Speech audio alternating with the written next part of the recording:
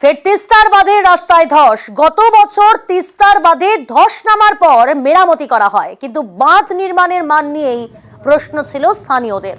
বর্ষার প্রথম বৃষ্টিতেই বাঁধের রাস্তায় বড় সড় ধস নামে। কথা বলবো, আমাদের সঙ্গে রয়েছে প্রতিনিধি শান্তনু। শান্তনু, এক বছর যেতে না যেতেই বাঁধে ফের ধস নামলো, প্রশাসন কি জানাচ্ছে? দেখো, এটাকে কিন্তু বলা যেতে পারে জলপাইগুড়ি শহরের মেন প্রোটেকশন বাঁধ। 68-র বন্যার পর কিন্তু এই বাঁধটি তৈরি করেছিল সেচ দপ্তর, এবং এই বাঁধটিকে ব্যবহার করে যাতে নদীর উপর নজরদারি চালানো যায় তার জন্য বছর কয়েক আগে এই বাঁধের উপরে কিন্তু একটি রাস্তা তৈরি করা হয়, যা দিয়ে কিন্তু সেচ দপ্তর তিস্তা নদীর উপর নজরদারি চালাচ্ছিল।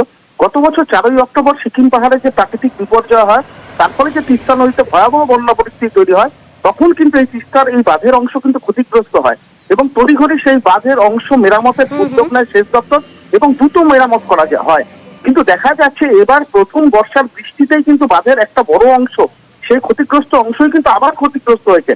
তাতেই কিন্তু আশঙ্কা তৈরি হয়েছে জলপাইগুড়ি শহরে আগামী বর্ষার সময় যদি তিস্তা উত্তাল হয়ে ওঠে, এই বাঁধ যদি কোনোভাবে ক্ষতিগ্রস্ত হয় তাহলে প্লাবিত হতে পারে জলপাইগুড়ি শহর।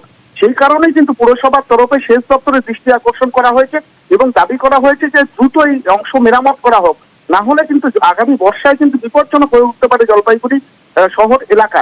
কারণ যে কোনো সময় বাঁধ ফাটল, ছোট যে ফাটল দেখা দিয়েছে, প্রায় দীর্ঘ 17 থেকে 18 ফুট গভীরতা তৈরি হয়েছে, 3 থেকে 4 মিটার অংশ ধসে গেছে।